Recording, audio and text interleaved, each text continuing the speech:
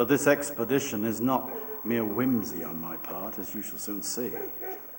This is the place, then? The very one. The story you wouldn't tell me at the club. A very strange story indeed. I'm all attention. One might say your lordship has a captive audience. Well then, where to begin? The beginning, perhaps, eh?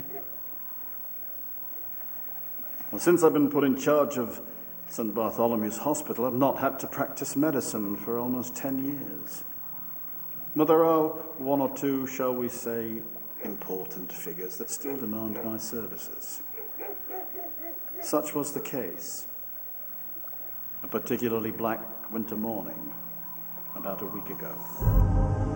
A delicate case needed my absolute professional attention.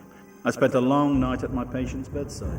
My return home lay through a part of town where there was literally nothing to be seen.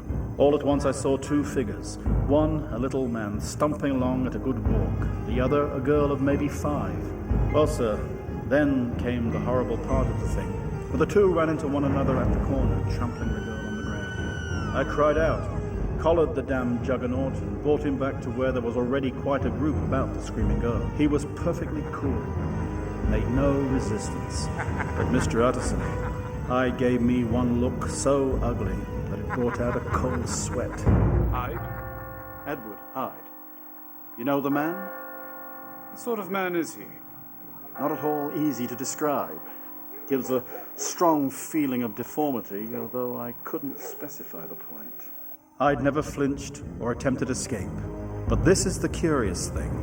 I was filled with a desire to kill him on the spot. But killing being out of the question, we did the next best thing. Summoned a constable. Better. We screwed him up to £100 for the girl's family.